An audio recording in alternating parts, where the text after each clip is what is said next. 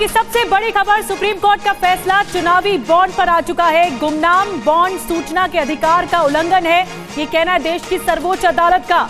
जनता को दलों की फंडिंग की जानकारी होनी चाहिए, बॉन्ड को ऐसी प्राइवेसी नहीं दी जा सकती है। ये राइट टू इंफॉर्मेशन का उल्लंघन बताया है सुप्रीम कोर्ट ने। बहुत बड़ी टिप्पणी और साथ में फैसला लिया गया है, बॉन्ड को ऐसी प्राइवेसी नहीं दी जा सकती है, इलेक्टोरल बॉन्ड को। क्या कुछ और कहा है सुप्रीम कोर्ट ने अपने फैसले में? पीयूष पांडे और ज्यादा जानकारी के साथ जुड़ गए। जी पीयूष, बताइए। 5 जजों की संविधान पीठ ने अभी फैसला देना शुरू किया है इस मामले में। 2 इस पर राय हैं जो एक ही निष्कर्ष पर पहुंचती हैं और सीधे तौर पर सीजीआई ने ये कहा है कि आर्टिकल 19(1)(a) का ये उल्लंघन है, क्योंकि अभिव्यक्ति की सूचना का जो अधिकार है वो जनता के पास होना चाहिए और अप्रत्याशित जो इलेक्टोरल बॉन्ड को छूट दी गई है, ख़ास तौर पर सिर्फ एजेंसियों को जानकारी मिलेगी, ये नहीं दी जा सकती है। सीधे तौर पर ये सीजीआई का कहना है और वो फैसला अभी इस मामले में पढ़ रहे हैं।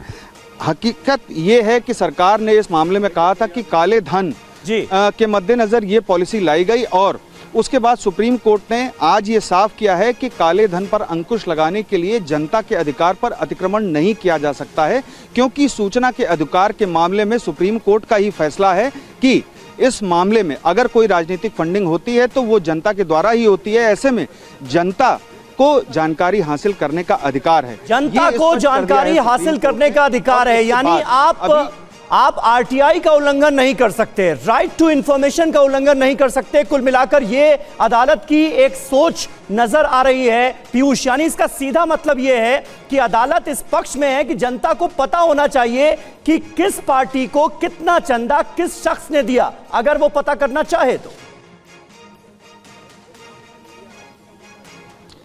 देखिए, अहम बात यह है कि सीजीआई ने ये साफ कर दिया है कि राजनीतिक दलों को जो फंडिंग की जाती है, अगर उस पर कोई सीक्रेसी किसी व्यवस्था पर लगाई जाती है तो वो सीधे तौर पर जनता को जो अधिकार सरकार की ओर से जो बिल ला करके दिया गया था और उसके बाद सुप्रीम कोर्ट ने भी उस पर फैसला दिया कि राजनीतिक दलों को जो फंडिंग की जाती है उसको जानने का अधिकार जनता को है। तो ऐसी स्थिति में जो व्यवस्था की गई है इलेक्टोरल बॉन्ड को लेकर के, उसको पूरी तरह से गोपनीय रखा गया है। सुप्रीम कोर्ट ने इसे अम्ब्रेला सीक्रेसी बोला है, यानी कि अप्रत्याशित जो सीक्रेसी है उसको लेकर के उस चाहिए। सीधे तौर पर सुप्रीम कोर्ट का संकेत ये है और अभी सीजीआई इस मामले में फैसला पढ़ रहे हैं। उसके बाद जो दूसरा निष्कर्ष है, दूसरी राय है, वो भी पढ़ी जाएगी और उसके बाद सुप्रीम कोर्ट का पूरा फैसला आपके सामने होगा। तो अभी फैसला आ रहा है, जैसा कि पीयूष बता रहे हैं, लगातार फैसला पढ़ा जा रहा है। जस्टिस डीवाई चंद्रचूड़ के बेंच जो है वो फैसला पढ़ रही है और धीरे धीरे फैसला।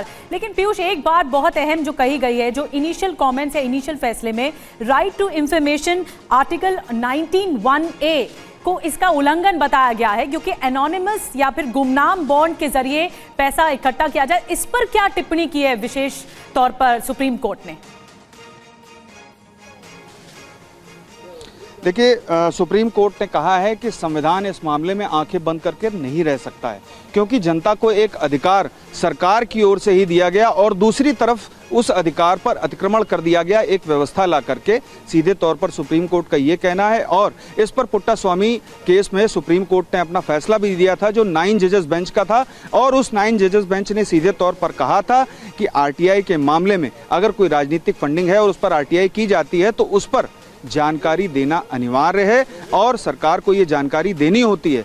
ऐसी स्थिति में जबकि स्टेट बैंक ऑफ इंडिया के समक्ष सारी है इलेक्टोरल बॉन्ड आते हैं और लोग जो है राजनीतिक चंदा देते हैं, लेकिन उनकी जानकारी हासिल नहीं कर सकता कोई भी व्यक्ति, इवन दो कि आप अगर किसी शिकायत नहीं करते किसी एजेंसी से, और एजेंसियों को ये अधिकार दिया गया है, क्योंकि फंडिंग कौन कर रहा है ये सारी जानकारी सरकार के पास होती है लेकिन आम जनता के पास नहीं होती है। सुप्रीम कोर्ट का कुल मकसद ये है कि काले धन के लिए आप ये व्यवस्था लाएं, ठीक है, लेकिन यानी दलों की फंडिंग की जानकारी आम लोगों को होनी चाहिए, ये कहा गया है सुप्रीम कोर्ट की तरफ से। और देश के मुख्य न्यायाधीश डीवाई चंद्रचूड़ की ये टिप्पणी, जिसमें वो ये कहते हैं कि इलेक्टोरल बॉन्ड को अप्रत्याशित प्राइवेसी नहीं दी जा सकती, ये अपने आप में बहुत महत्वपूर्ण है पीयूष।